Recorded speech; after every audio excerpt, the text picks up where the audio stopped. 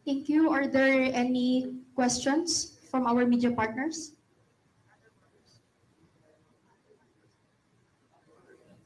Other matters po? Sir? Sir, kasi si GG, kinokonek mo na press con before yung shooters. Ano nga, kinokonek na ito daw ay nagpapakilala sa kamag-anak ni First Lady. Tama po kayo, ma'am. Isa po sa ginagamit si First Lady sa kanyang pang-i-scam. Doon po nagsimula ang paka-scam niya ng 500 million sa isang politiko sa Cebu.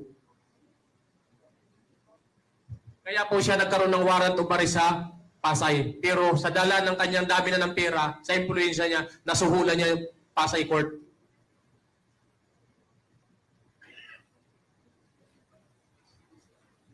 Thank you. Are there any questions from our media partners? Yes, ma'am.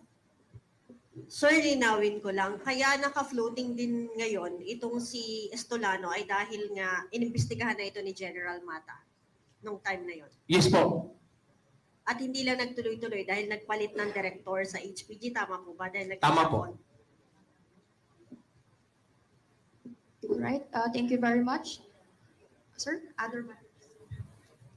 Siguro ipapasok ko yung mikropono sa director ng ating IMIS, kay Director. Sir, thank you, sir.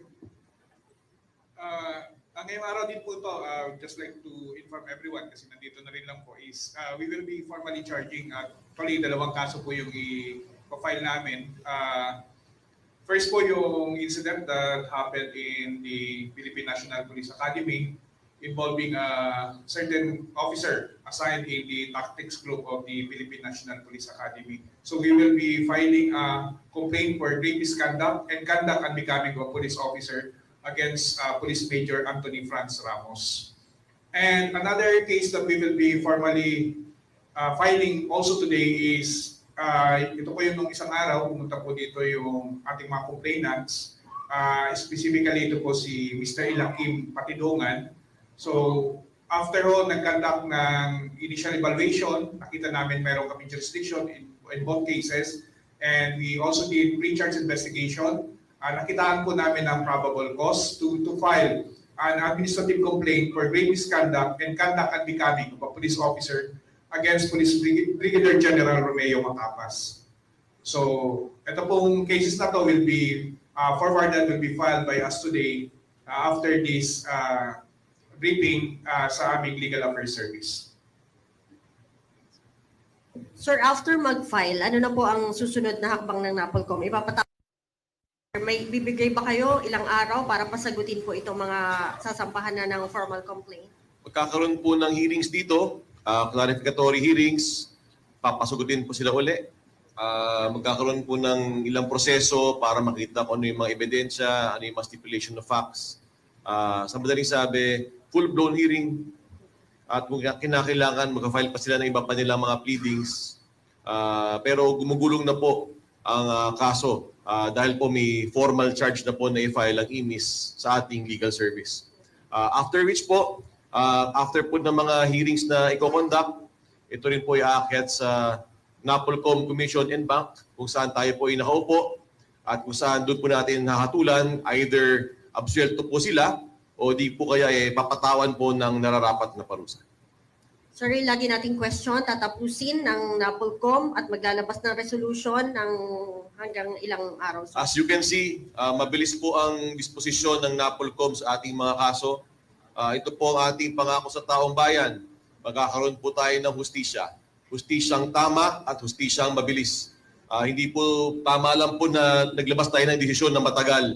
Dapat po mabilis po ang hustisya. Ito po ang hinahanap po ng taong bayan. Ito po ang ibibigay natin sa taong bayan. We will do our investigations thoroughly. We will hear our case thoroughly. We will give due process to everyone. We are not condemning anyone yet. Papahinggan ho natin yung po esensya ng due process sa Pilipinas. We hear before we condemn. And we promise both the respondents and the complainants that their cases will be handled properly. Pinapromise po natin sa taong bayan na wala po tayong uurungan, wala po tayong, hindi po tayo papa-impluensya sa kahit na sino man. Hindi po iiral lang pera dito sa loob ng National Police Commission. Kung ano po ang tama, Yun po ating gagawin. 60 days. 60 days. Thank you. We have one more question, sir. Sir Edman, paki-review mo lang, paki-ulit nyo lamang ho yung tungkol kay General Macapas. Anong kaso ito? At yung tatlo ho sila, di ba? Lahat sila nakita ng probable cause.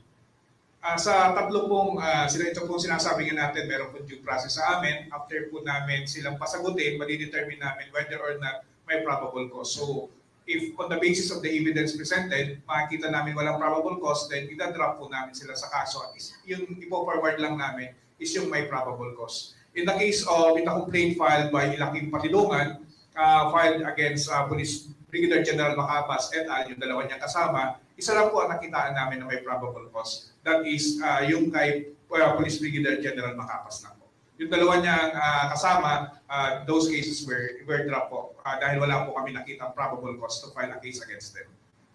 Sir Edman, anong kaso ulit? Please lang ho. For the record lang. Yes, sir. The case na ifinal namin against Police Brigadier General Macapas is for grave misconduct and conduct unbecoming of a police officer. Pagdating na po yun sa aming hearing officer, this will be filed with the Legal Affairs Services and they will be given, I think, 5 days to file this. But then, mag-designate po muna ng hearing officer to handle this case. Yung sa amin po kasi sa pre-charge investigation, binigyan din namin sila ng opportunity to answer. So, nag-issue kami sa kanila ng notice to file comment and counter affidavit and all the respondents po, sumagot naman po dito.